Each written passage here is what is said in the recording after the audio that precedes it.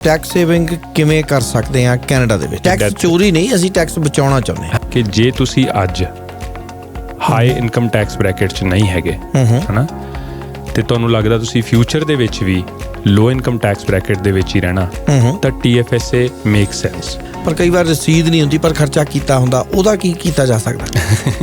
FHSA recently introduce ਹੋਇਆ। ਉਹਦਾ advantage ਇਹ ਹੈ ਕਿ ਜਿੰਨਾ ਵੀ ਤੁਸੀਂ ਉਹਦੇ ਵਿੱਚ ਕੰਟਰੀਬਿਊਟ ਕਰਦੇ ਹੋ ਉਹ 'ਚ ਤੁਹਾਨੂੰ ਟੈਕਸ ਡਿਡਕਸ਼ਨ ਮਿਲ ਜਾਂਦੀ ਤੁਹਾਡੀ ਇਨਕਮ 'ਚੋਂ। ਓਕੇ। ਜੇ ਤੁਸੀਂ ਘਰ ਲੈਣ ਲਈ ਹੀ ਵਿਦਡਰਾਅ ਕਰਦੇ ਹੋ ਤਾਂ ਤੁਹਾਨੂੰ ਟੈਕਸ ਵੀ ਨਹੀਂ ਦੇਣਾ ਪੈਣਾ। ਅੱਛਾ ਜੀ। ਤੇ ਜੇ ਵਰਸਟ ਕੇਸ ਸਿਨੈਰੀਓ ਤੁਸੀਂ ਘਰ ਨਹੀਂ ਲੈਂਦੇ ਤਾਂ ਉਸ ਕੇਸ ਦੇ ਵਿੱਚ ਤੁਸੀਂ ਉਹਨੂੰ ਲੇਟਰ ਔਨ RRSP 'ਚ ਵੀ ਟ੍ਰਾਂਸਫਰ ਕਰ ਸਕਦੇ ਹੋ। ਇੰਪਲੋਇਰ ਪ੍ਰੋਵਾਈਡਡ RRSP ਪਲਾਨ ਹੈਗਾ, ਉਹਨੂੰ ਮੈਕਸੀਮਾਈਜ਼ ਜ਼ਰੂਰ ਕਰੋ ਜੀ। ਉਹਦਾ ਮੀਨਿੰਗ ਇਹ ਹੈ ਵੀ ਤੁਹਾਨੂੰ ਇੰਪਲੋਇਰ ਜੇ ਮੰਨ ਲਓ ਤੁਹਾਡੀ 3% ਮੈਚਿੰਗ ਕਰਦਾ ਤਾਂ ਉਹਨੂੰ ਯੂਜ਼ ਕਰੋ। ਇਨਵੈਸਟਮੈਂਟ ਕੀਤੇ ਹੋਏ ਪੈਸੇ ਵਿਦਡਰਾ ਕਰਦੇ ਆ ਉਦੋਂ ਵੀ ਕੋਈ ਟੈਕਸ ਲੱਗਦੇ ਨੇ ਜੀ? ਕਿ 90% ਆਫ ਜਿਹੜੇ ਮਿਊਚੁਅਲ ਫੰਡਸ ਵੀ ਨੇ ਇੰਡੈਕਸ ਫੰਡਸ ਨੂੰ ਬੀਟ ਨਹੀਂ ਕਰ ਪਾਉਂਦੇ। ਇਹ ਆਪਸ਼ਨ ਦਿੰਦੇ ਹੋ ਕਿ ਕਿੱਥੇ ਇਨਵੈਸਟ ਕਰਨਾ ਚਾਹੀਦਾ? ਸਟਾਕਸ ਦੇ ਵਿੱਚ ਇਨਵੈਸਟ ਕਰਨ ਤੋਂ ਪਹਿਲਾਂ ਕਾਫੀ ਵਾਰੀ ਸੋਚੋ, ਕਿਉਂਕਿ ਸਟਾਕਸ ਦੇ ਵਿੱਚ ਬਹੁਤ ਜ਼ਿਆਦਾ ਰਿਸਕ ਹੁੰਦਾ ਹੈ ਜਦੋਂ ਤੁਸੀਂ ਇੰਡੀਵਿਜੂਅਲ ਸਟਾਕਸ ਦੇ ਵਿੱਚ ਇਨਵੈਸਟ ਕਰਦੇ ਹੋ। ਪਰ ਜੇ ਆਪਾਂ ਨੂੰ ਅਕਾਊਂਟ ਹੀ ਬੰਦ ਕਰਨਾ ਪੈਂਦਾ, ਆਪਾਂ RRSP 'ਚ ਵੀ ਨਹੀਂ ਟ੍ਰਾਂਸਫਰ ਕਰਦੇ, ਆਪਾਂ ਨੂੰ ਮਨੀ ਦੀ ਲੋੜ ਪੈਂਦੀ ਆ, ਉਸ ਕੇਸ ਦੇ ਵਿੱਚ ਉਹ ਅਮਾਊਂਟ ਫਿਰ ਟੈਕਸੇਬਲ ਹੋ ਸਕਦਾ। ਇੱਕ ਹਾਈ ਇਨਕਮ ਅਰਨਰ ਸਪਾਊਸ ਨੇ, ਇਸ ਦੇ ਵਿੱਚ ਕੀ ਆ, ਹਸਬੈਂਡ ਸਪਾਊਜ਼ਲ RRSP ਆਪਣੀ ਵਾਈਫ ਦੀ RRSP 'ਚ ਕੰਟਰੀਬਿਊਟ ਕਰ ਸਕਦੇ ਨੇ, ਉਹਨੂੰ ਡਿਡਕਸ਼ਨ ਵੀ ਮਿਲ ਜਾਏਗੀ ਹਸਬੈਂਡ ਨੂੰ। ਹਾਂਜੀ। ਜਦੋਂ ਵਿਦਡਰਾਅ ਕਰਨੀ ਹੈ ਨਾ ਇਨਕਮ, ਤਾਂ ਤੁਸੀਂ ਇਨਕਮ ਸਪਲਿਟ ਕਰ ਸਕਦੇ ਹੋ। ਸਾਡੇ ਨਾਲ ਮਹਿਮਾਨ ਸ਼ਾਮਲ ਹੋ ਰਹੇ ਨੇ ਜੀ ਮੁਨੀਸ਼ ਮਹਿਨ ਜੀ, ਸਰਟੀਫਾਈਡ ਫਾਈਨੈਂਸ਼ੀਅਲ ਪਲੈਨਰ ਨੇ, ਚਾਰਟਰ ਲਾਈਫ ਅੰਡਰਰਾਈਟਰ ਨੇ। ਇਹ ਮੁਨੀਸ਼ ਜੀ ਤੁਹਾਡਾ ਬਹੁਤ ਬਹੁਤ ਸਵਾਗਤ ਜੀ ਆਇਆਂ ਨੂੰ। ਥੈਂਕ ਯੂ ਰਿਸ਼ੀ ਜੀ, ਗੁੱਡ ਮਾਰਨਿੰਗ ਮੇਰੇ ਵੱਲੋਂ ਸਾਰਿਆਂ ਨੂੰ। ਜਦੋਂ ਅਸੀਂ ਗੱਲ ਕਰਦੇ ਹਾਂ ਆਪਣੀ ਲਾਈਫ ਇੰਸ਼ੋਰੈਂਸ ਦੀ ਪਾਲਿਸੀ ਲੈਣੀ ਚਾਹੀਦੀ ਹੈ ਸਾਨੂੰ, ਆਪਣੀ ਲਾਈਫ ਦੇ ਫਾਈਨੈਂਸਿਸ ਨੂੰ ਕਿਵੇਂ ਅਸੀਂ ਵਧੀਆ ਬਣਾ ਸਕਦੇ ਹਾਂ, ਇਹਦੇ ਬਾਰੇ ਜਦੋਂ ਸਾਨੂੰ ਗੱਲ ਕੀਤੀ ਜਾਂਦੀ ਹੈ ਤਾਂ ਕੀ ਪੁਆਇੰਟ ਸਾਡੇ ਮਨ 'ਚ ਹੋਣੇ ਚਾਹੀਦੇ ਆ? ਹੁਣ ਜਦੋਂ ਵੀ ਆਪਾਂ ਆਪਣੇ ਫਾਈਨੈਂਸਿਸ ਦੀ ਗੱਲ ਕਰਦੇ ਹਾਂ ਵੀ ਉਹਨਾਂ ਨੂੰ ਕਿੱਦਾਂ ਬੈਟਰ ਕੀਤਾ ਜਾ ਸਕਦਾ ਆ, ਉਹਦੇ 'ਚ ਸਭ ਤੋਂ ਇੰਪੋਰਟੈਂਟ ਚੀਜ਼ ਇਹ ਆ ਵੀ ਆਪਾਂ ਆਪਣਾ ਇੱਕ ਪਲਾਨ ਜ਼ਰੂਰ ਬਣਾ ਕੇ ਰੱਖੀਏ। ਉਹ ਪਲਾਨ ਹੈਗਾ ਵੀ ਆਪਾਂ ਸਪੈਂਡ ਕਿੱਥੇ ਕਰ ਰਹੇ ਹਾਂ, ਕਿੰਨੀ ਇਨਕਮ ਆ ਰਹੀ ਆ, ਉਸ ਤੋਂ ਬਾਅਦ ਆਪਾਂ ਨੂੰ ਪਤਾ ਹੋਵੇ ਕਿ ਕਿੰਨੀਆਂ ਸੇਵਿੰਗਸ ਹੋ ਰਹੀਆਂ ਨੇ। ਜੇ ਆਪਾਂ ਉਹਨੂੰ ਟਰੈਕ ਕਰਦੇ ਰਹਿੰਦੇ ਹਾਂ, ਜਿੰਨੇ ਲੋਕ ਉਹਨੂੰ ਟਰੈਕ ਕਰਦੇ ਨੇ ਉਹ ਸਰਵੇਸ ਦੇ ਅਕੋਰਡਿੰਗਲੀ ਦੇਖਿਆ ਗਿਆ ਕਿ ਉਹ ਬੈਟਰ ਹੁੰਦੇ ਨੇ ਜਿਹੜੇ ਲੋਕੀ ਨਹੀਂ ਟਰੈਕ ਕਰਦੇ ਆਪਣੇ ਫਾਈਨੈਂਸਿਸ ਦੇ ਵਿੱਚ ਉਹਨਾਂ ਦੇ ਕੰਪੈਰੀਟਿਵਲੀ। ਸੋ ਜੇ ਆਪਾਂ ਉਸ ਚੀਜ਼ ਦਾ ਖਿਆਲ ਰੱਖਦੇ ਹਾਂ ਸਭ ਤੋਂ ਪਹਿਲਾਂ, ਫਿਰ ਆਪਣੇ ਕੋਲ ਸੇਵਿੰਗਸ ਆਪਾਂ ਨੂੰ ਪਤਾ ਹੁੰਦਾ ਆਪਾਂ ਉਸ ਤੋਂ ਅੱਗੇ ਕਿੱਦਾਂ ਦੀ ਪਲਾਨਿੰਗ ਕਰ ਸਕਦੇ ਹਾਂ। ਹੁਣ ਉਹਦੇ ਵਿੱਚ ਕਾਫੀ ਚੀਜ਼ਾਂ ਆ ਜਾਂਦੀਆਂ ਨੇ, ਜਿਵੇਂ ਆਪਾਂ ਆਪਣੀ ਰਿਸਕ ਪ੍ਰੋਟੈਕਸ਼ਨ ਕਰਦੇ ਹਾਂ ਵੀ ਆਪਾਂ ਇੰਸ਼ੋਰੈਂਸ ਦੇਖਦੇ ਹਾਂ, ਆਪਾਂ ਇੰਸ਼ੋਰੈਂਸ ਦੇ ਲਈ ਸਭ ਤੋਂ ਪਹਿਲਾਂ ਆਪਣਾ ਜਿਹੜਾ ਰਿਸਕ ਫੈਕਟਰ ਉਹਨੂੰ ਕਿੱਦਾਂ ਪ੍ਰੋਟੈਕਟ ਕਰੀਏ। ਫਿਰ ਉਸ ਤੋਂ ਬਾਅਦ ਆਪਾਂ ਦੇਖ ਸਕਦੇ ਹਾਂ ਜੇ ਆਪਣੇ ਕੋਲ ਹੋਰ ਫੰਡਸ ਨਾਲ ਨੇ ਉਹ ਆਪਾਂ ਕਿੱਥੇ ਸੇਵ ਕਰਨੇ ਨੇ, ਬੱਚਿਆਂ ਦੀ ਐਜੂਕੇਸ਼ਨ ਲਈ ਆਪਾਂ ਉੱਥੋਂ ਪਲਾਨਿੰਗ ਕਰ ਸਕਦੇ ਹਾਂ, ਆਪਣੀ ਰਿਟਾਇਰਮੈਂਟ ਲਈ ਪਲਾਨਿੰਗ ਕਰ ਸਕਦੇ ਹਾਂ, ਉੱਥੋਂ ਆਪਾਂ ਇਨਵੈਸਟਮੈਂਟਸ ਕਰ ਸਕਦੇ ਹਾਂ। ਸੋ ਇਹ ਸਾਰੀਆਂ ਚੀਜ਼ਾਂ ਇੰਟਰ ਰਿਲੇਟਡ ਨੇ। ਉਹਦੇ ਨਾਲ ਫਿਰ ਆਪਾਂ ਟੈਕਸ ਪਲਾਨਿੰਗ ਵੱਲ ਵੀ ਧਿਆਨ ਰੱਖਣਾ ਜ਼ਰੂਰੀ ਆ। ਤੁਸੀਂ ਆਪਣੇ ਇੱਕ ਚੰਗੇ ਅਕਾਊਂਟੈਂਟ ਦੇ ਨਾਲ ਗੱਲ ਕਰੋ ਅਤੇ ਜਿੱਥੇ ਤੁਹਾਨੂੰ ਫਾਇਦਾ ਹੋ ਸਕਦਾ ਆ ਤੁਸੀਂ ਉਹ ਫਾਇਦਾ ਲਓ, ਟੈਕਸਿਸ ਫਾਈਲ ਕਰਨ ਲੱਗੇ ਅਤੇ ਆਪਣੀ ਓਵਰਆਲ ਸਿਚੁਏਸ਼ਨ ਤੁਸੀਂ ਬੈਟਰ ਬਣਾਓ। ਕਈ ਵਾਰ ਸਾਨੂੰ ਇਹ ਕਿਹਾ ਜਾਂਦਾ ਜਿਵੇਂ ਕਿ ਇੰਸ਼ੋਰੈਂਸ ਬੈਸਟ ਪਾਲਿਸੀ ਹੁੰਦੀ ਹੈ ਸਾਡੀ, ਇੰਸ਼ੋਰੈਂਸ ਸਾਨੂੰ ਲੈਣੀ ਚਾਹੀਦੀ ਹੈ, ਅਤੇ ਇੱਥੋਂ ਹੀ ਆਪਾਂ ਸ਼ੁਰੂ ਕਰਦੇ ਹਾਂ ਕਿ ਜੇ ਇੰਸ਼ੋਰੈਂਸ ਲੈਣੀ ਹੋਵੇ ਤਾਂ ਕਿੰਨੀ ਅਮਾਊਂਟ ਦੀ ਲੈਣੀ ਚਾਹੀਦੀ ਹੈ ਅਤੇ ਕਿਹੜਾ ਪ੍ਰੋਡਕਟ ਸਾਨੂੰ ਵਾਸਤੇ ਲਾਹੇਵੰਦ ਹੋ ਸਕਦਾ? ਇੰਸ਼ੋਰੈਂਸ ਦੀ ਪ੍ਰੋਬਲਮ ਇਹ ਹੋ ਚੁੱਕੀ, ਬਹੁਤ ਸਾਰੇ ਲੋਕੀ ਮਿਸਗਾਈਡ ਕਰਦੇ ਨੇ ਤੁਹਾਨੂੰ, ਕਿਉਂਕਿ ਲੈਕ ਆਫ ਨੌਲੇਜ ਆ ਲੋਕਾਂ ਦੇ ਵਿੱਚ, ਅਤੇ ਇਸ ਕਰਕੇ ਜੇ ਕੋਈ ਨਵੇਂ ਏਜੰਟਸ ਵੀ ਨੇ ਕਈ ਕੰਪਨੀਆਂ 'ਚ ਆਪਾਂ ਦੇਖਦੇ ਹਾਂ ਕਿ ਉਹ ਪ੍ਰੋਪਰ ਤੁਹਾਨੂੰ ਪ੍ਰੋਡਕਟ ਨਹੀਂ ਦਿੰਦੇ, ਇਸ ਕਰਕੇ ਫਿਰ ਤੁਸੀਂ ਟਰੈਪਡ ਹੋ ਜਾਂਦੇ ਹੋ, ਫਿਰ ਤੁਹਾਨੂੰ ਬਾਅਦ 'ਚ ਰਿਅਲਾਈਜ਼ ਹੁੰਦਾ ਕਿ ਅਸੀਂ ਗਲਤੀ ਕਰ ਲਈ। ਸੋ ਮੈਂ ਬੇਸਿਕ ਤੋਂ ਸਟਾਰਟ ਕਰਦਾ ਵੀ ਜੇ ਤੁਸੀਂ ਲਾਈਫ ਇੰਸ਼ੋਰੈਂਸ ਆਪਣੀ ਪਲਾਨਿੰਗ ਕਰਦੇ ਪਏ ਹੋ ਤਾਂ ਜੇ ਤੁਸੀਂ ਮਿਡਲ ਇਨਕਮ ਅਰਨਰ ਹੋ ਜਾਂ ਲੋ ਇਨਕਮ ਅਰਨਰ ਹੋ ਹੈ ਨਾ, ਤਾਂ ਤੁਸੀਂ ਉਸ ਕੇਸ ਦੇ ਵਿੱਚ ਆਪਣੀ ਲਾਈਫ ਇੰਸ਼ੋਰੈਂਸ ਇੱਕ ਟਰਮ ਇੰਸ਼ੋਰੈਂਸ ਲੈ ਲਓ, ਜਿਹੜੀ ਕਿ ਸਭ ਤੋਂ ਲੀਸਟ ਐਕਸਪੈਂਸਿਵ ਹੁੰਦੀ ਆ ਅਤੇ ਤੁਹਾਡਾ ਰਿਸਕ ਪ੍ਰੋਟੈਕਟ ਕਰ ਦਿੰਦੀ। ਗੋਡ ਫੋਰਬਿਡਨ ਤੁਹਾਨੂੰ ਕੁਝ ਹੋਇਆ ਅਤੇ ਤੁਹਾਡੀ ਫੈਮਿਲੀ ਪ੍ਰੋਟੈਕਟਡ ਆ। ਉਹਦੇ ਨਾਲ ਤੁਸੀਂ ਇਸ ਚੀਜ਼ ਦਾ ਖਿਆਲ ਜ਼ਰੂਰ ਰੱਖੋ, ਸਿਰਫ ਆਪਣੀਆਂ ਲਾਇਬਿਲਿਟੀਜ਼ ਦੀ ਇੰਸ਼ੋਰੈਂਸ ਨਾ ਲਓ ਕਿ ਜਿਵੇਂ ਮੰਨ ਲਓ ਤੁਹਾਡੇ ਨਾਮ 'ਤੇ ਇੱਕ ਘਰ ਆ, ਉਹਦੀ ਮੌਰਗੇਜ ਆ ਜਾਂ ਤੁਹਾਡੇ ਨਾਮ 'ਤੇ ਕੋਈ ਲੋਨ ਆ, ਸਿਰਫ ਉਹਨੂੰ ਨਾ ਕਵਰ ਕਰੋ। ਜੇ ਤੁਹਾਡੇ 'ਤੇ ਫੈਮਿਲੀ ਦੇ ਵਿੱਚ ਹੋਰ ਕੋਈ ਡਿਪੈਂਡੈਂਟ ਹੈ, ਜਿਵੇਂ ਬੱਚੇ ਤੁਹਾਡੇ 'ਤੇ ਡਿਪੈਂਡੈਂਟ ਨੇ, ਤੁਹਾਡੇ ਵਾਈਫ ਵੀ ਤੁਹਾਡੇ 'ਤੇ ਕਾਫੀ ਡਿਪੈਂਡੈਂਟ ਨੇ, ਤਾਂ ਤੁਸੀਂ ਆਪਣੀ ਇਨਕਮ ਰਿਪਲੇਸਮੈਂਟ ਵੀ ਜ਼ਰੂਰ ਕਰੋ ਵੀ ਇੰਸ਼ੋਰੈਂਸ ਇੰਨੀ ਲਓ ਕਿ ਜਿਹਦੇ ਨਾਲ ਤੁਹਾਡੀਆਂ ਦੋਨੋਂ ਚੀਜ਼ਾਂ ਕਵਰ ਹੋ ਜਾਣ। ਰਾਈਟ ਜੀ। ਅਤੇ ਇਨਵੈਸਟਮੈਂਟ ਅਕਾਊਂਟਸ ਬਾਰੇ ਸਾਨੂੰ ਦੱਸੋ ਜੀ, ਜਿਹੜੇ TFSA ਨੇ, FSHA ਹੈ, ਹੁਣ RRSP ਹੈ, ਇਹਦੇ ਵਿੱਚੋਂ ਕਦੋਂ ਅਤੇ ਕਿੰਨਾ ਸਾਨੂੰ ਇਨਵੈਸਟ ਕਰਨਾ ਚਾਹੀਦਾ ਹੈ? ਹਾਂਜੀ, ਕਿਉਂਕਿ ਹੁਣ ਡੈਡਲਾਈਨ ਆ ਰਹੀ ਹੈ RRSP ਦੀ 29 ਫੈਬਰਰੀ ਹੈ ਨਾ, ਸੋ ਇਸ ਕਰਕੇ ਆਖਰੀ ਡੇਟ ਹੈ। ਹਾਂਜੀ, ਜੇ ਤੁਸੀਂ ਉਹਦਾ ਐਡਵਾਂਟੇਜ ਲੈਣਾ ਹੈ ਨਾ। ਸੋ ਮੈਂ ਸਟਾਰਟ ਕਰਦਾ, ਸਭ ਤੋਂ ਪਹਿਲਾਂ TFSA ਤੋਂ। TFSA tax free saving account ਹੁੰਦਾ ਜੀ। ਉਹਦੇ 'ਚ ਜਿੰਨਾ ਵੀ ਤੁਸੀਂ ਕੰਟਰੀਬਿਊਸ਼ਨ ਕਰਦੇ ਹੋ ਉਹ ਕੰਟਰੀਬਿਊਸ਼ਨ ਤੇ ਤੁਹਾਨੂੰ ਕੋਈ ਟੈਕਸ ਡਿਡਕਸ਼ਨ ਨਹੀਂ ਮਿਲਦੀ। ਉਹਦਾ ਮਤਲਬ ਇਹ ਹੈ ਵੀ ਜੇ ਮੰਨ ਲਓ ਤੁਹਾਡੀ $100,000 ਦੀ ਇਨਕਮ ਸੀਗੀ, ਤੁਸੀਂ $10,000 TFSA ਦੇ ਵਿੱਚ ਕੰਟਰੀਬਿਊਟ ਕਰਤੇ ਤਾਂ ਤੁਹਾਨੂੰ ਕੋਈ ਉਹਦੀ ਟੈਕਸ ਡਿਡਕਸ਼ਨ ਨਹੀਂ ਮਿਲਣੀ। ਓਕੇ। ਪਰ ਜੇ ਉਹ ਮਨੀ ਮੰਨ ਲਓ ਇਨਵੈਸਟ ਰਹਿੰਦੀ ਹੈ ਉਹਦੇ ਵਿੱਚ, ਤਾਂ ਜਿੰਨਾ ਵੀ ਗੇਨ ਹੁੰਦਾ ਆ ਉਹਦੇ ਤੇ ਤੁਹਾਨੂੰ ਕੋਈ ਟੈਕਸ ਨਹੀਂ ਲੱਗਣਾ ਜਦੋਂ ਤੁਸੀਂ ਵਿਦਡਰਾ ਕਰਾਉਂਦੇ ਹੋ। ਬੇਸਿਕਲੀ ਇਸ ਅਕਾਊਂਟ ਨੂੰ ਉਦੋਂ ਯੂਜ਼ ਕਰਨਾ ਚਾਹੀਦਾ ਵੀ ਜਿਵੇਂ ਤੁਸੀਂ ਆਪਣੀਆਂ ਸ਼ਾਰਟ ਜਾਂ ਲੌਂਗ ਟਰਮ ਸੇਵਿੰਗਸ ਉਹਦੇ ਵਿੱਚ ਰੱਖਣੀਆਂ ਚਾਹੁੰਦੇ ਹੋ, ਜਾਂ ਫਿਰ ਤੁਸੀਂ ਆਪਣਾ ਇੱਕ ਐਮਰਜੈਂਸੀ ਫੰਡ ਰੱਖਣਾ ਚਾਹੁੰਦੇ ਹੋ। ਟੈਕਸ ਫ੍ਰੀ ਸੇਵਿੰਗ ਅਕਾਊਂਟ ਦੇ ਵਿੱਚ ਹੋਰ ਇੱਕ ਇੰਪੋਰਟੈਂਟ ਚੀਜ਼ ਹੈਗੀ ਆ ਕਿ ਜੇ ਤੁਸੀਂ ਅੱਜ ਹਾਈ ਇਨਕਮ ਟੈਕਸ ਬ੍ਰੈਕਟ 'ਚ ਨਹੀਂ ਹੈਗੇ ਹੈ ਨਾ, ਤੇ ਤੁਹਾਨੂੰ ਲੱਗਦਾ ਤੁਸੀਂ ਫਿਊਚਰ ਦੇ ਵਿੱਚ ਵੀ ਲੋ ਇਨਕਮ ਟੈਕਸ ਬ੍ਰੈਕਟ ਦੇ ਵਿੱਚ ਹੀ ਰਹਿਣਾ, ਤਾਂ TFSA ਮੇਕ ਸੈਂਸ। ਪਹਿਲਾਂ ਤੁਸੀਂ TFSA ਦੇ ਵਿੱਚ ਇਨਵੈਸਟ ਕਰੋ before looking into other things. ਜੀ। ਦੂਸਰਾ ਅਕਾਊਂਟ ਜਿਹੜਾ ਹੈਗਾ FHSA, ਜਿਹੜਾ ਰੀਸੈਂਟਲੀ ਇੰਟਰੋਡਿਊਸ ਹੋਇਆ, ਉਹ ਹੈਗਾ ਜੇ ਤੁਸੀਂ ਪਹਿਲਾ ਘਰ ਲੈਣਾ ਕੈਨੇਡਾ ਦੇ ਵਿੱਚ। ਪਹਿਲਾ ਘਰ ਦੀ ਡੈਫੀਨੇਸ਼ਨ ਥੋੜੀ ਜਿਹੀ ਵਾਸਟ ਹੈਗੀ, ਮੈਂ ਅਬਰੋਡ ਹੈਗੀ, ਮੈਂ ਤੁਹਾਨੂੰ ਉਹਦੇ 'ਚ ਜ਼ਿਆਦਾ ਡਿਟੇਲ 'ਚ ਨਹੀਂ ਜਾਂਦਾ, ਪਰ ਤੁਸੀਂ ਪਿਛਲੇ 4 ਸਾਲਾਂ 'ਚ ਜੇ ਕੋਈ ਘਰ ਨਹੀਂ ਲਿਆ ਹੋਇਆ ਤੁਸੀਂ ਜਾਂ ਤੁਹਾਡੇ ਸਪਾਊਸ ਨੇ, ਜਾਂ ਤੁਸੀਂ ਉਹ 'ਚ ਰਹੇ ਨਹੀਂ, ਜੇ ਤੁਸੀਂ ਰੈਂਟਲ ਪ੍ਰੋਪਰਟੀ 5-6 ਸਾਲ ਪਹਿਲਾਂ ਲਈ ਹੋਈ ਸੀਗੀ, ਤੁਸੀਂ ਉਹ 'ਚ ਨਹੀਂ ਰਹੇ, ਤਾਂ ਤੁਸੀਂ ਹੁਣ ਘਰ ਲੈਣਾ ਤਾਂ ਵੀ ਤੁਹਾਡਾ ਪਹਿਲਾ ਘਰ ਕੰਸੀਡਰ ਹੋ ਸਕਦਾ। ਓਕੇ। ਸੋ ਉਹ ਐਨਕਰੇਜ ਕਰਨ ਲਈ ਉਹਨਾਂ ਨੂੰ ਬਣਾਇਆ ਗਿਆ ਕਿ ਜਿਨ੍ਹਾਂ ਨੇ ਫਸਟ ਟਾਈਮ ਘਰ ਲੈਣਾ ਆ, ਤੇ ਉਹਦੇ ਵਿੱਚ ਜਿਹੜੀ ਕੈਲੰਡਰ ਈਅਰ ਦੀ ਹਰੇਕ ਦੀ ਲਿਮਿਟ ਹੈਗੀ ਹੈ $8,000 ਆ। ਟੋਟਲ ਕੰਟਰੀਬਿਊਸ਼ਨ ਲਿਮਿਟ ਉਹਦੀ $40,000 ਆ। ਜੀ। ਉਹਦਾ ਐਡਵਾਂਟੇਜ ਇਹ ਹੈ ਕਿ ਜਿੰਨਾ ਵੀ ਤੁਸੀਂ ਉਹਦੇ ਵਿੱਚ ਕੰਟਰੀਬਿਊਟ ਕਰਦੇ ਹੋ ਉਹ 'ਚ ਤੁਹਾਨੂੰ ਟੈਕਸ ਡਿਡਕਸ਼ਨ ਮਿਲ ਜਾਂਦੀ ਤੁਹਾਡੀ ਇਨਕਮ 'ਚੋਂ। ਓਕੇ। ਜੇ ਤੁਸੀਂ ਘਰ ਲੈਣ ਲਈ ਹੀ ਵਿਦਡਰਾ ਕਰਦੇ ਹੋ ਤਾਂ ਤੁਹਾਨੂੰ ਟੈਕਸ ਵੀ ਨਹੀਂ ਦੇਣਾ ਪੈਣਾ। ਅੱਛਾ ਜੀ। ਤੇ ਜੇ ਵਰਸਟ ਕੇਸ ਸਿਨੈਰੀਓ ਤੁਸੀਂ ਘਰ ਨਹੀਂ ਲੈਂਦੇ ਤਾਂ ਉਸ ਕੇਸ ਦੇ ਵਿੱਚ ਤੁਸੀਂ ਉਹਨੂੰ ਲੇਟਰ ਔਨ RRSP 'ਚ ਵੀ ਟ੍ਰਾਂਸਫਰ ਕਰ ਸਕਦੇ ਹੋ।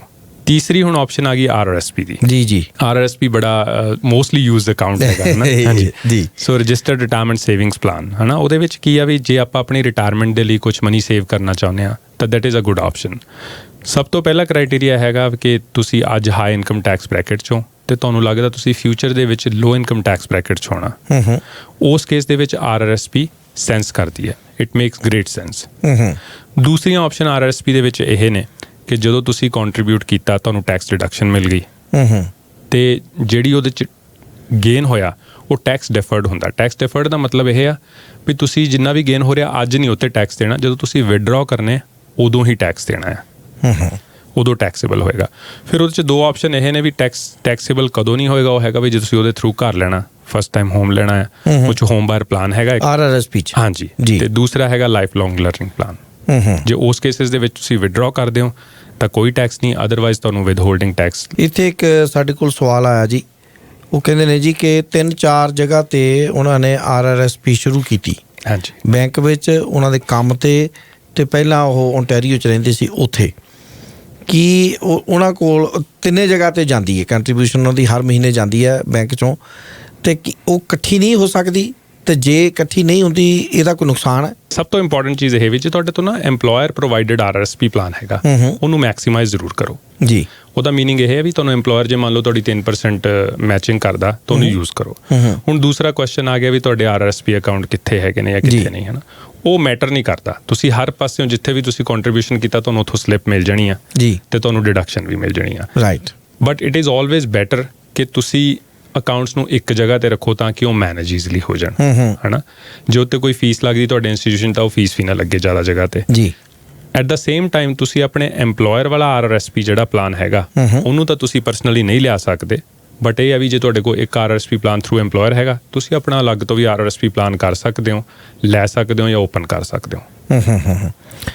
ਇੱਕ ਸਵਾਲ ਹੋਰ, ਟੈਕਸ ਸੇਵਿੰਗ ਕਿਵੇਂ ਕਰ ਸਕਦੇ ਆ ਕੈਨੇਡਾ ਦੇ ਵਿੱਚ? ਇਹ ਸਭ ਤੋਂ ਵੱਡਾ ਕੁਐਸਚਨ ਹੈ ਜੀ, ਕਿਉਂਕਿ ਟੈਕਸ ਚੋਰੀ ਨਹੀਂ, ਅਸੀਂ ਟੈਕਸ ਬਚਾਉਣਾ ਚਾਹੁੰਦੇ ਹਾਂ। ਹਾਂਜੀ। ਦੇਖੋ death and taxes are certain here, ਉਹਨਾਂ ਨੂੰ ਅਵੋਇਡ ਤਾਂ ਨਹੀਂ ਕਰ ਸਕਦੇ, ਪਰ ਹਾਂਜੀ ਡੈਫੀਨੇਟਲੀ ਆਪਾਂ ਸੇਵਿੰਗਸ ਕਰ ਸਕਦੇ ਹਾਂ। ਹੁਣ ਉਹਦੇ 'ਚ ਡਿਪੈਂਡ ਕਰਦਾ ਵੀ ਤੁਸੀਂ ਕਿਸ ਸਿਚੁਏਸ਼ਨ 'ਤੇ ਹੋ ਜਾਂ ਕਿਸ ਪੋਜੀਸ਼ਨ 'ਤੇ ਹੋ। ਲੈਟਸ ਸੇ ਤੁਸੀਂ ਮੈਰਿਡ ਹੈਗੇ ਹੋ ਤਾਂ ਤੁਸੀਂ ਪਹਿਲੀ ਚੀਜ਼ ਇਹ ਹੈ ਕਿ ਤੁਸੀਂ ਆਪਣੀ RRSP 'ਚ ਕੰਟਰੀਬਿਊਟ ਕਰ ਸਕਦੇ ਹੋ। ਬੜਾ ਸਿੰਪਲ ਜਿਹਾ ਤਰੀਕਾ, ਤੁਸੀਂ ਜਿੰਨੇ ਵੀ ਤੁਸੀਂ ਉਹ 'ਚ ਕੰਟਰੀਬਿਊਟ ਕਰੋਗੇ ਉਹਦੀ ਤੁਹਾਨੂੰ ਡਿਡਕਸ਼ਨ ਮਿਲ ਜਾਏਗੀ, ਹੈ ਨਾ।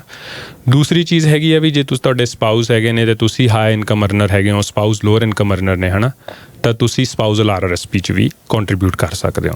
ਉਹਦੇ ਨਾਲ ਤੁਹਾਡੀ ਇਨਕਮ ਸਪਲਿਟਿੰਗ ਵੀ ਹੋ ਜਾਏਗੀ ਤੇ ਹੁਣ ਤੁਹਾਨੂੰ ਟੈਕਸ ਫਾਇਦਾ ਵੀ ਹੋ ਜਾਏਗਾ ਉਹਦਾ ਡਿਡਕਸ਼ਨ ਦਾ। ਇਹ ਥੋੜਾ ਜਿਹਾ ਦੁਬਾਰਾ ਦੱਸ ਦਿਓ। ਹਾਂਜੀ ਸੋ ਦੇਖੋ ਪਹਿਲੀ ਚੀਜ਼ ਤਾਂ ਚਲੋ ਕੰਟਰੀਬਿਊਟ ਕਰਤਾ ਆਪਾਂ ਜੀ ਬੜਾ ਸਿੰਪਲ ਜਿਹਾ ਹਨਾ ਵੀ ਆਪਾਂ ਤੁਸੀਂ ਕੰਟਰੀਬਿਊਟ ਕੀਤਾ ਤੁਹਾਡੀ 100,000 ਇਨਕਮ ਸੀ ਤੁਸੀਂ 10,000 ਕੀਤੇ 90,000 ਰਹਿ ਗਈ ਇਨਕਮ ਤੁਹਾਨੂੰ ਡਿਡਕਸ਼ਨ ਮਿਲ ਗਈ ਹੁਣ ਦੂਸਰੀ ਚੀਜ਼ ਆਉਂਦੀ ਹੈ ਵੀ ਜੇ ਇੱਕ ਹਾਈ ਇਨਕਮ ਅਰਨਰ ਸਪਾਊਸ ਨੇ let's say husband the income ਹੈਗੀ 150,000 ਜੀ ਵਾਈਫ ਦੀ ਹੈਗੀ ਆ 50,000 ਜੀ ਹਨਾ ਹੁਣ ਉਸ ਕੇਸ ਦੇ ਵਿੱਚ ਕੀ ਆ ਹਸਬੈਂਡ ਸਪਾਊਜ਼ਲ ਆਰਆਰਐਸਪੀ ਆਪਣੀ ਵਾਈਫ ਦੀ ਆਰਆਰਐਸਪੀ ਚ ਕੰਟਰੀਬਿਊਟ ਕਰ ਸਕਦੇ ਨੇ ਉਹਨਾਂ ਨੂੰ ਡਿਡਕਸ਼ਨ ਵੀ ਮਿਲ ਜਾਏਗੀ ਹਸਬੈਂਡ ਨੂੰ ਹਾਂਜੀ ਓਕੇ ਹੁਣ ਉਹਦਾ ਬੈਨੀਫਿਟ ਇਹ ਆ ਕਿ ਪਹਿਲੀ ਚੀਜ਼ ਤਾਂ ਤੁਸੀਂ ਡਿਡਕਸ਼ਨ ਲੈ ਲਈ ਦੂਸਰੀ ਚੀਜ਼ ਇਹ ਹੈ ਤੁਸੀਂ ਜਦੋਂ ਵਿਦਡਰਾ ਕਰਨੀ ਹੈ ਨਾ ਇਨਕਮ ਤਾਂ ਤੁਸੀਂ ਇਨਕਮ ਸਪਲਿਟ ਕਰ ਸਕਦੇ ਹੋ ਹੁਣ ਇਨਕਮ ਸਪਲਿਟ ਥੋੜਾ ਜਿਹਾ ਕੰਪਲਿਕੇਟਡ ਮੈਨੂੰ ਸਿੰਪਲੀਫਾਈ ਕਰਨ ਦੀ ਕੋਸ਼ਿਸ਼ ਕਰਦਾ ਵੀ ਜਿਵੇਂ ਤੁਸੀਂ ਲਾ ਲਓ ਮੰਨ ਲਓ ਤੁਸੀਂ ਵਿਦਡਰਾ ਕਰਨੇ ਸੀਗੇ ਦੋਨਾਂ ਨੇ ਰਿਟਾਇਰਮੈਂਟ ਦੇ ਵਿੱਚ ਈਚ ਪਰਸਨ ਨੇ 50,000 ਜੀ ਹਨਾ ਤਾਂ ਤੁਹਾਡਾ ਜਿਹੜਾ ਇਨਕਮ ਟੈਕਸ ਆ ਉਹ ਘੱਟ ਹੋਊਗਾ ਜੇ ਤੁਹਾਨੂੰ 100,000 ਚਾਹੀਦੇ ਸੀ ਐਗਜ਼ਾਮਪਲ ਲੈ ਲਓ ਜੀ ਜੀ ਉਹੀ ਜੇ ਇੱਕ ਸਪਾਊਸ ਨੇ ਹਸਬੈਂਡ ਨੇ ਮੰਨ ਲਓ 70,000 ਕਰਨੇ ਸੀ ਵਿਦਡਰਾ ਤੇ ਵਾਈਫ ਨੇ ਕਰਨੇ ਸੀਗੇ 30,000 ਜੀ ਕਿਉਂਕਿ ਹਸਬੈਂਡ ਆਪਣੀ ਹੀ ਆਰਆਰਐਸਪੀ ਚ ਕੰਟਰੀਬਿਊਟ ਕਰ ਰਹੇ ਸੀ ਉਹ ਹਾਈ ਇਨਕਮ ਅਰਨਰ ਸੀਗੇ ਜੀ ਉਸ ਕੇਸ ਦੇ ਵਿੱਚ ਤੁਹਾਡਾ ਟੈਕਸ ਆ ਜਿਹੜਾ ਹਾਇਰ ਹੋਊਗਾ ਓਕੇ ਓਵਰਆਲ ਤੁਸੀਂ ਟੈਕਸ ਜ਼ਿਆਦਾ ਪੇ ਕਰੋਗੇ ਸੋ ਇਨਕਮ ਸਪਲਿਟਿੰਗ ਦਾ ਬੈਨੀਫਿਟ ਇਹ ਹੁੰਦਾ ਵੀ ਤੁਸੀਂ ਰਿਟਾਇਰਮੈਂਟ ਤੇ ਇਹਨੂੰ ਯੂਜ਼ ਕਰ ਸਕਦੇ ਹੋ ਐਜ਼ ਅ ਟੂਲ ਕਿ ਤੁਸੀਂ ਘੱਟ ਟੈਕਸ ਪੇ ਕਰਦੇ ਹੋ ਤੇ ਪਹਿਲਾਂ ਵੀ ਤੁਸੀਂ ਡਿਡਕਸ਼ਨ ਲੈ ਲਈ ਇੱਕ ਹੋਰ ਚੀਜ਼ ਮੈਂ ਐਡ ਕਰਦਾ ਵੀ ਟੈਕਸ ਸੇਵਿੰਗ ਕਰਨ ਲਈ ਤੁਸੀਂ ਆਪਣੇ ਡਿਡਕਸ਼ਨ ਜ਼ਰੂਰ ਦੇਖੋ ਕ੍ਰੈਡਿਟਸ ਜੇ ਤੁਹਾਨੂੰ ਮਿਲਦੇ ਹੋ ਸਾਰੇ ਜ਼ਰੂਰ ਦੇਖੋ ਵੀ ਕੋਈ ਤੁਸੀਂ ਮਿਸ ਤਾਂ ਨਹੀਂ ਕਰਦੇ ਪਏ ਜਿਵੇਂ ਤੁਸੀਂ ਮੰਨ ਲਓ ਕੋਈ ਮੈਡੀਕਲ ਐਕਸਪੈਂਸ ਕੀਤੇ ਆ ਤੁਸੀਂ ਕਿਤੇ ਪੈਸੇ ਡੋਨੇਟ ਕੀਤੇ ਉਹਨਾਂ ਦੀਆਂ ਰਿਸੀਟ ਸੰਭਾਲ ਕੇ ਰੱਖੋ ਆਪਣੇ ਅਕਾਊਂਟੈਂਟ ਨਾਲ ਡਿਸਕਸ ਕਰੋ ਵੀ ਤੁਸੀਂ ਹੋਰ ਕਿਹੜੀਆਂ ਚੀਜ਼ਾਂ ਨੂੰ ਆਪਣੀ ਇਨਕਮ ਦੇ ਵਿੱਚੋਂ ਟੈਕਸ ਕ੍ਰੈਡਿਟ ਲੈ ਸਕਦੇ ਹੋ ਜਾਂ ਡਿਡਕਸ਼ਨਸ ਲੈ ਸਕਦੇ ਹੋ ਉਹ ਬਹੁਤ ਇੰਪੋਰਟੈਂਟ ਨੇ ਜੀ ਤੇ ਕਿਹੜੀਆਂ ਗੱਲਾਂ ਦਾ ਖਿਆਲ ਰੱਖਣਾ ਚਾਹੀਦਾ ਜਦੋਂ ਅਸੀਂ ਹੁਣ ਜਦੋਂ ਆਪਾਂ ਟੈਕਸ ਫਾਈਲ ਕਰਨਾ ਤੇ ਡਿਡਕਸ਼ਨ ਸਾਨੂੰ ਚਾਹੀਦੀਆਂ ਹੁੰਦੀਆਂ ਪਰ ਕਈ ਵਾਰ ਰਸੀਦ ਨਹੀਂ ਹੁੰਦੀ ਪਰ ਖਰਚਾ ਕੀਤਾ ਹੁੰਦਾ ਉਹਦਾ ਕੀ ਕੀਤਾ ਜਾ ਸਕਦਾ ਗੁੱਡ ਕੁਐਸਚਨ ਆ ਜੀ ਮੈਂ ਉਹਦੇ ਤੇ ਜ਼ਿਆਦਾ ਐਲੈਬੋਰੇਟ ਨਹੀਂ ਕਰਾਂਗਾ ਮੋਸਟਲੀ ਕੀ ਹੁੰਦਾ ਜਦੋਂ ਕੋਈ ਕਦੇ ਆਡਿਟ ਹੋ ਜਾਵੇ ਜਾਂ ਤੁਹਾਨੂੰ ਕੋਈ ਚੈੱਕ ਕਰ ਲਵੇ ਹੈ ਨਾ ਉਸ ਟਾਈਮ ਤੁਹਾਨੂੰ ਰਿਸੀਟਸ ਪ੍ਰੋਡਿਊਸ ਕਰਨੀ ਹੀ ਪੈਣੀਆਂ ਨੇ ਉਹ ਪ੍ਰੂਫ ਚਾਹੀਦਾ ਸੀ ਯਾਰ ਇਹਨੂੰ ਜੇ ਇਨ ਕੇਸ ਆਡਿਟ ਹੋ ਜਾਵੇ ਜੇ ਉਹਨਾਂ ਨੇ ਮੰਗ ਲਿਆ ਤਾਂ ਹਾਂਜੀ ਸੋ ਇਸ ਕੇਸ ਦੇ ਵਿੱਚ ਜੇ ਆਪਾਂ ਕਿਤੇ ਵੀ ਕੁਝ ਕਰ ਰਹੇ ਹਾਂ ਪਹਿਲੀ ਗੱਲ ਤਾਂ ਇਹੀ ਅਕਾਊਂਟੈਂਟ ਜੇ ਤੁਹਾਡੇ ਡਿਊ ਡਿਲੀਜੈਂਸ ਕਰ ਰਹੇ ਨੇ ਤਾਂ ਉਹਨਾਂ ਨੇ ਤੁਹਾਡੀਆਂ ਰਿਸੀਟਸ ਜ਼ਰੂਰ ਦੇਖਣੀਆਂ ਨੇ ਕਿ ਤੁਸੀਂ ਕਿੱਥੇ ਡਿਡਕਸ਼ਨ ਲੈਣ ਦੀ ਕੋਸ਼ਿਸ਼ ਕਰ ਰਹੇ ਹੋ ਜਾਂ ਟਰਾਈ ਕੀਤਾ ਜਾਂ ਤੁਸੀਂ ਐਲੀਜੀਬਲ ਹੋ ਹੈ ਨਾ ਜੇ ਤੁਹਾਡੇ ਕੋਲ ਰਿਸੀਟਸ ਹੈਗੀਆਂ it's always better to have them ਜੇ ਨਹੀਂ ਹੈਗੀਆਂ then you should talk to your accountant ਕਿ ਉਹਦਾ ਕੀ ਹੱਲ ਹੋ ਸਕਦਾ ਹੈ ਤੇ ਮਨੀਸ਼ ਜੀ ਇਨਵੈਸਟਮੈਂਟ ਵਾਸਤੇ ਸਾਨੂੰ ਦੱਸੋ ਕਿ ਕਿਸ ਤਰ੍ਹਾਂ ਦੇ ਫੰਡ ਚੂਜ਼ ਕਰਨੇ ਚਾਹੀਦੇ ਨੇ ਤੁਸੀਂ ਵੀ ਕੋਈ ਆਪਸ਼ਨ ਦਿੰਦੇ ਹੋ ਕਿ ਕਿੱਥੇ ਇਨਵੈਸਟ ਕਰਨਾ ਚਾਹੀਦਾ ਹਾਂਜੀ ਐਕਚੁਅਲੀ ਜਦੋਂ ਵੀ ਤੁਸੀਂ ਕੋਈ ਇਨਵੈਸਟਮੈਂਟ ਅਕਾਊਂਟ ਓਪਨ ਕਰਦੇ ਹੋ ਚਾਹੇ FHSA ਆ RRSP ਆ ਜਾਂ TFSA ਆ ਤੁਹਾਡੇ ਕੋਲ ਬਹੁਤ ਸਾਰੀਆਂ ਆਪਸ਼ਨਸ ਹੁੰਦੀਆਂ ਤੁਸੀਂ ਸਟਾਕਸ ਦੇ ਵਿੱਚ ਪੈਸੇ ਆਪ ਇਨਵੈਸਟ ਕਰ ਸਕਦੇ ਹੋ ਤੁਸੀਂ ਫੰਡਸ ਲੈ ਸਕਦੇ ਹੋ ਜਾਂ ਤੁਸੀਂ ਅੱਜ ਕੱਲ੍ਹ ਜਿਵੇਂ ਰੋਬੋ ਐਡਵਾਈਜ਼ਰ ਉਹਨਾਂ ਦੇ ਥਰੂ ਇਨਵੈਸਟ ਕਰ ਸਕਦੇ ਹੋ GICs ਤੁਸੀਂ ਕਰ ਸਕਦੇ ਹੋ so there are various options but ਜਿਹੜੀ ਮੇਨ ਇੰਪੋਰਟੈਂਟ ਚੀਜ਼ ਹੈਗੀ ਉਹ ਇਹ ਆ ਵੀ ਜਿਹੜੇ ਲੋ ਕਾਸਟ ਫੰਡ ਨੇ ਉਹ ਹਮੇਸ਼ਾ ਤੁਹਾਨੂੰ ਓਵਰਆਲ ਬੈਨੀਫਿਟ ਦਿੰਦੇ ਨੇ ਜੇ ਤੁਸੀਂ ਸਹੀ ਫੰਡਸ ਚੂਜ਼ ਕੀਤੇ ਹੋਏ ਨੇ ਜੀ ਹੁਣ ਉਹਦੇ ਵਿੱਚ ਬਹੁਤ ਜ਼ਿਆਦਾ ਰਿਸਰਚ ਹੋਈ ਆ ਕਿ 90% ਆਫ ਜਿਹੜੇ ਮਿਊਚੁਅਲ ਫੰਡਸ ਵੀ ਨੇ ਉਹ ਇੰਡੈਕਸ ਫੰਡਸ ਨੂੰ ਬੀਟ ਨਹੀਂ ਕਰ ਪਾਉਂਦੇ ਹੁਣ ਮੈਂ ਇੰਡੈਕਸ ਫੰਡਸ ਨੂੰ ਥੋੜਾ ਸਿੰਪਲੀਫਾਈ ਕਰ ਦਿੰਦਾ ਵੀ ਜਿਹੜੇ ਓਵਰਆਲ ਸਾਰੀ ਮਾਰਕੀਟ ਨੂੰ ਪਰਚੇਸ ਕਰ ਲੂਗਾ ਇੱਕ ਫੰਡ ਰਾਦਰ ਦੈਨ ਕਿ ਕੁਝ ਪਾਰਟਿਕੂਲਰ ਸੈਗਮੈਂਟ ਨੂੰ ਪਰਚੇਸ ਕਰੇਗਾ ਜਾਂ ਜਿਹੜਾ ਹੋਲਡ ਕਰੇਗਾ ਹੁਣ ਉਹਦੇ ਵਿੱਚ ਦੇਖਣ ਨੂੰ ਇਹ ਆਉਂਦਾ ਕਿ ਜੇ ਉਹ ਇੰਡੈਕਸ ਫੰਡਸ ਬੈਟਰ ਪਰਫਾਰਮ ਕਰਦੇ ਨੇ ਮਿਊਚੁਅਲ ਫੰਡਸ ਤੋਂ ਓਵਰਆਲ ਪਿਛਲੇ ਕਈ ਸਾਲਾਂ ਤੋਂ ਤਾਂ it's always a better option ਕਿ ਤੁਸੀਂ ਉਸ ਫੰਡਸ ਦੇ ਵੱਲ ਜਾਂ ਉਹਨਾਂ ਦੇ ਵਿੱਚ ਇਨਵੈਸਟ ਕਰੋ ਸਾਡੇ ਕੋਲ ਜਿਹੜੀਆਂ ਆਪਸ਼ਨਸ ਨੇ ਅਸੀਂ ਹਮੇਸ਼ਾ ਕਲਾਇੰਟਸ ਨੂੰ ਇਹ ਕਹਿੰਦੇ ਤੁਸੀਂ ਪੂਰੇ ਡਾਇਵਰਸੀਫਾਈਡ ਰਹੋ ਸੋ ਤੁਸੀਂ ਪੂਰੇ ਇੰਡੈਕਸ ਫੰਡਸ ਦੇ ਵੱਲ ਵੀ ਨਹੀਂ ਜਾਣਾ ਚਾਹੁੰਦੇ ਤਾਂ ਤੁਸੀਂ ਕੁਝ ਪੋਰਸ਼ਨ ਉਹਨਾਂ ਦੇ ਵੱਲ ਕਰੋ ਇਨਵੈਸਟ ਤੇ ਕੁਝ ਪੋਰਸ਼ਨ ਤੁਸੀਂ ਐਕਟਿਵ ਫੰਡਸ ਦੇ ਵਿੱਚ ਵੀ ਕਰ ਸਕਦੇ ਹੋ but at the same time ਮੈਂ ਇਹ ਜ਼ਰੂਰ ਕਹਿੰਦਾ ਆਪਣੇ ਕਲਾਇੰਟਸ ਨੂੰ ਕਿ ਤੁਸੀਂ ਸਟਾਕਸ ਦੇ ਵਿੱਚ ਇਨਵੈਸਟ ਕਰਨ ਤੋਂ ਪਹਿਲਾਂ ਕਾਫੀ ਵਾਰੀ ਸੋਚੋ ਕਿਉਂਕਿ ਸਟਾਕਸ ਦੇ ਵਿੱਚ ਬਹੁਤ ਜ਼ਿਆਦਾ ਰਿਸਕ ਹੁੰਦਾ ਹੈ ਜਦੋਂ ਤੁਸੀਂ ਇੰਡੀਵਿਜੂਅਲ ਸਟਾਕਸ ਦੇ ਵਿੱਚ ਇਨਵੈਸਟ ਕਰਦੇ ਹੋ ਜਦੋਂ ਤਾਂ ਮਾਰਕੀਟ ਵਧੀਆ ਚੱਲ ਰਹੀ ਆ ਤੁਸੀਂ ਕੁਝ ਚੰਗੇ ਸਟਾਕਸ ਲੈ ਲਏ ਤਾਂ ਹੋ ਸਕਦਾ ਤੁਹਾਨੂੰ ਵਧੀਆ ਪਰਫਾਰਮੈਂਸ ਮਿਲ ਜਾਵੇ ਵਧੀਆ ਰੇਟ ਆਫ ਰਿਟਰਨ ਮਿਲ ਜਾਵੇ ਬਟ ਉਹਦੀ ਪ੍ਰੋਬਲਮ ਇਹ ਹੈ ਕਿ ਆਪਾਂ ਨੂੰ ਜਦੋਂ ਇੱਕ ਵਾਰੀ ਇੱਕ ਦੋ ਸਟਾਕਸ ਲੱਗਣ ਲੱਗ ਪੈਂਦਾ ਕਿ ਆਪਣੇ ਵਧੀਆ ਕਰ ਗਿਆ ਆਪਣਾ ਓਵਰ ਕੌਨਫੀਡੈਂਸ ਦੇ ਵਿੱਚ ਆਪਾਂ ਨੂੰ ਲੱਗਦਾ ਕਿ ਮੈਂ ਸਕਿਲਡ ਹੋ ਗਿਆ ਰਾਦਰ ਦੈਨ ਕਿ ਆਪਾਂ ਉਦੋਂ ਲੱਕੀ ਹੁੰਦੇ ਜਾਂ ਆਪਣੀ ਕਿਸਮਤ ਚੰਗੀ ਹੁੰਦੀ ਹੈ ਕੁਝ ਸਟਾਕਸ ਬੈਟਰ ਪਰਫਾਰਮ ਕਰ ਦਿੰਦੇ ਨੇ ਸੋ ਬੈਟਰ ਆ ਕਿ ਆਪਾਂ ਪੂਲ ਆਫ ਫੰਡਸ ਜਾਂ ਤੁਸੀਂ ਓਵਰਆਲ ਸਟਾਕਸ ਦੇ ਵਿੱਚ ਜ਼ਿਆਦਾ ਸਟਾਕਸ ਦੇ ਵਿੱਚ ਇੱਕ ਫੰਡ ਦੇ ਵਿੱਚ ਇਨਵੈਸਟ ਕਰੋ ਤਾਂ ਕਿ ਤੁਹਾਡਾ ਰਿਸਕ ਘੱਟ ਜਾਵੇ ਬਾਕੀ ਐਟ ਦਾ ਸੇਮ ਟਾਈਮ ਤੁਸੀਂ ਕਿਸ ਸਟੇਜ 'ਤੇ ਹੋ ਲਾਈਫ 'ਤੇ ਉਹ ਵੀ ਮੈਟਰ ਕਰਦਾ ਹੈ ਤੁਹਾਡੇ ਤੇ ਕਿੰਨੀ ਡਿਪੈਂਡੈਂਸੀ ਆ, ਤੁਹਾਡਾ ਕਿੰਨਾ ਟਾਈਮ ਹੋਰਾਈਜ਼ਨ ਆ, ਤੁਹਾਡੇ ਕੋਲ ਕਿੰਨੇ ਸਾਲ ਪਏ ਨੇ ਹਾਲੇ ਇਨਵੈਸਟਮੈਂਟ ਲਈ। ਸੋ ਉਹਦੇ ਹਿਸਾਬ ਨਾਲ ਤੁਸੀਂ ਆਪਣਾ ਰਿਸਕ ਜ਼ਰੂਰ ਚੇਂਜ ਕਰ ਸਕਦੇ ਹੋ ਵੀ ਤੁਸੀਂ ਜ਼ਿਆਦਾ ਐਕੁਇਟੀਜ਼ ਦੇ ਵਿੱਚ ਮਤਲਬ ਸਟਾਕਸ ਦੇ ਵਿੱਚ ਜਿਹੜਾ ਫੰਡ ਸਟਾਕਸ ਹੋਲਡ ਕਰਦਾ ਉਸ 'ਚ ਪੈਸੇ ਇਨਵੈਸਟ ਕਰ ਸਕਦੇ ਹੋ ਅਤੇ ਘੱਟ ਤੁਸੀਂ ਬੌਂਡਸ ਦੇ ਵਿੱਚ ਕਰ ਸਕਦੇ ਹੋ। ਪੈਸੇ ਵਿਡਰਾ ਕਰਦੇ ਆ, ਆਪਣੀ ਇਨਵੈਸਟਮੈਂਟ ਕੀਤੇ ਹੋਏ ਪੈਸੇ ਵਿਡਰਾ ਕਰਦੇ ਆ, ਉਦੋਂ ਵੀ ਕੋਈ ਟੈਕਸ ਲੱਗਦੇ ਨੇ ਜੀ? ਹਾਂਜੀ, ਇਹ ਬਹੁਤ ਜ਼ਰੂਰੀ ਚੀਜ਼ ਹੈ ਕਿਉਂਕਿ ਆਪਾਂ ਜਦੋਂ ਇਨਵੈਸਟ ਕਰਦੇ ਹਾਂ ਆਪਾਂ ਉਸ ਟਾਈਮ ਸੋਚਦੇ ਹਾਂ ਕਿ ਚਲੋ ਆਪਣੇ ਗੇਨਸ ਹੋ ਜਾਣਗੇ ਵੀ ਆਪਾਂ ਨੂੰ ਬੈਨੀਫਿਟ ਹੋ ਜਾਏਗਾ ਉਹਦਾ, ਅਤੇ ਚਾਹੇ ਉਹ ਟੈਕਸ ਡਿਡਕਸ਼ਨ ਦੀ ਆ ਚਾਹੇ ਉਹਦੇ ਵਿੱਚ ਗੇਨ ਦਾ ਜਿਹੜਾ ਆਪਾਂ ਨੂੰ ਜਿੱਤੇ ਟੈਕਸ ਨਹੀਂ ਦੇਣਾ ਪਏਗਾ। ਪਰ ਐਟ ਦਾ ਸੇਮ ਟਾਈਮ ਇਹ ਬਹੁਤ ਇੰਪੋਰਟੈਂਟ ਆ ਕਿ ਆਪਾਂ ਜਦੋਂ ਡਿਸਬਰਸ ਹੋਣੇ ਆ ਫੰਡਸ ਉਹਨਾਂ ਦਾ ਖਿਆਲ ਰੱਖੀਏ। ਡਿਸਬਰਸਮੈਂਟ ਦਾ ਮੀਨਿੰਗ ਇਹ ਹੈ ਕਿ ਜਦੋਂ ਆਪਾਂ ਰਿਟਾਇਰ ਹੋਣਾ ਆ ਜਾਂ ਆਪਾਂ ਨੂੰ ਜਦੋਂ ਪੈਸੇ ਚਾਹੀਦੇ ਨੇ ਯੂਜ਼ ਕਰਨੀ ਹੈ ਮਨੀ, ਉਸ ਟਾਈਮ ਆਪਾਂ ਨੂੰ ਕਿੰਨਾ ਕੁ ਟੈਕਸ ਲੱਗਦਾ। ਸੋ ਡੈਫੀਨੇਟਲੀ ਜੇ ਤੁਸੀਂ ਲੈਟਸ ਸੇ RRSP ਦੇ ਵਿੱਚ ਤੁਸੀਂ ਇਨਵੈਸਟ ਕੀਤਾ, ਤੁਸੀਂ ਡਿਡਕਸ਼ਨ ਲਈ, ਤਾਂ ਜਦੋਂ ਤੁਸੀਂ ਵਿਦਡਰਾ ਕਰਨੇ ਆ ਤਾਂ ਉੱਤੇ ਵਿਦ ਹੋਲਡਿੰਗ ਟੈਕਸ ਲੱਗਣਾ ਆ। ਐਟ ਦਾ ਸੇਮ ਟਾਈਮ ਜੇ ਤੁਸੀਂ ਰਿਟਾਇਰਮੈਂਟ 'ਤੇ ਮੰਨ ਲਓ ਘੱਟ ਇਨਕਮ ਟੈਕਸ ਬ੍ਰੈਕਟ ਦੇ ਵਿੱਚੋਂ ਅੱਜ ਤੁਸੀਂ 40% ਟੈਕਸ ਬ੍ਰੈਕਟ 'ਚੋਂ ਅਤੇ ਕੱਲ੍ਹ ਨੂੰ ਤੁਸੀਂ ਰਿਟਾਇਰਮੈਂਟ 'ਚ ਲੈਟਸ ਸੇ 30% ਹੋ ਤਾਂ ਤੁਸੀਂ ਐਟਲੀਸਟ 10% ਦਾ ਤੁਹਾਨੂੰ ਐਡਵਾਂਟੇਜ ਹੋ ਗਿਆ। ਉਹ ਬੈਟਰ ਇਹ ਹੁੰਦਾ ਆਪਾਂ ਉਹਨੂੰ ਇਸ ਤਰ੍ਹਾਂ ਪਲਾਨ ਕਰੀਏ ਕਿ ਆਪਾਂ ਕਿਹੜੇ ਈਅਰ ਦੇ ਵਿੱਚ ਇਨਕਮ ਆਪਣੀ ਘੱਟ ਆ ਜੇ ਆਪਾਂ ਵਿਦਡਰਾ ਕਰਨੇ ਆ, ਅਤੇ ਜਾਂ ਫਿਰ ਆਪਾਂ ਰਿਟਾਇਰਮੈਂਟ ਦੇ ਵਿੱਚ ਆਪਣੀ ਓਬਵੀਅਸਲੀ ਇਨਕਮ ਘੱਟ ਹੋ ਗਈ ਆਪਾਂ ਉਦੋਂ ਵਿਦਡਰਾ ਕਰੀਏ। ਇਹ ਤਾਂ RRSP ਦਾ ਹੋ ਗਿਆ। ਦੂਜਾ ਇਹ ਹੈ ਵੀ ਜੇ TFSA 'ਚੋਂ ਵਿਦਡਰਾ ਕਰਦੇ ਆ ਉਹਦੇ 'ਚ ਆਪਾਂ ਨੂੰ ਕੋਈ ਟੈਕਸ ਨਹੀਂ ਦੇਣਾ ਪੈਂਦਾ। ਅਤੇ FHSA ਜਿਹੜਾ ਅਕਾਊਂਟ ਹੈਗਾ ਉਹਦੇ ਵਿੱਚ ਜੇ ਆਪਾਂ ਹੋਮ ਬਾਏ ਕਰਨ ਦੇ ਲਈ ਵਿਦਡਰਾ ਕਰ ਰਹੇ ਹਾਂ ਤਾਂ ਆਪਾਂ ਨੂੰ ਕੋਈ ਟੈਕਸ ਨਹੀਂ ਦੇਣਾ ਪੈਣਾ। ਪਰ ਜੇ ਆਪਾਂ ਨੂੰ ਅਕਾਊਂਟ ਹੀ ਬੰਦ ਕਰਨਾ ਪੈਂਦਾ, ਆਪਾਂ RRSP 'ਚ ਵੀ ਨਹੀਂ ਟ੍ਰਾਂਸਫਰ ਕਰਦੇ, ਆਪਾਂ ਨੂੰ ਮਨੀ ਦੀ ਲੋੜ ਪੈਂਦੀ ਆ, ਉਸ ਕੇਸ ਦੇ ਵਿੱਚ ਉਹ ਅਮਾਊਂਟ ਫਿਰ ਟੈਕਸੇਬਲ ਹੋ ਸਕਦਾ। ਕਿੰਨਾ ਅਮਾਊਂਟ ਮੈਕਸਿਮਮ ਅਸੀਂ ਇਨਵੈਸਟ ਕਰ ਸਕਦੇ ਹਾਂ ਇਹਨਾਂ ਅਕਾਊਂਟਸ ਦੇ ਵਿੱਚ? ਹਾਂਜੀ, ਜਿਹੜੀ ਲਿਮਿਟ ਹੈਗੀ ਆ TFSA ਦੀ, ਜੇ ਤੁਸੀਂ 2009 'ਚ 18 ਈਅਰਸ ਓਲਡ ਸੀਗੇ ਤਾਂ ਤੁਸੀਂ ਕੈਨੇਡੀਅਨ ਸੀਗੇ ਉਸ ਟਾਈਮ, ਤਾਂ ਤੁਹਾਡੀ ਟੋਟਲ ਅੱਜ ਤੱਕ ਦੀ ਲਿਮਿਟ ਹੈਗੀ ਹੈ $95,000। ਅੱਛਾ ਜੀ। ਇਸ ਸਾਲ ਦੀ ਮਿਲਾ ਕੇ। ਜੇ ਤੁਸੀਂ FHSA ਦੇਖਦੇ ਹੋ ਤਾਂ ਉਹਦੇ ਵਿੱਚ 8,000 ਪਰ ਕੈਲੰਡਰ ਈਅਰ ਦੀ ਜਿਹੜੀ ਹੈਗੀ ਆ 8,000। ਹਾਂਜੀ, ਅਤੇ ਟੋਟਲ ਜਿਹੜੀ ਲਿਮਿਟ ਹੈਗੀ ਉਹਦੀ $40,000 ਹੈਗੀ। ਰਾਈਟ ਜੀ।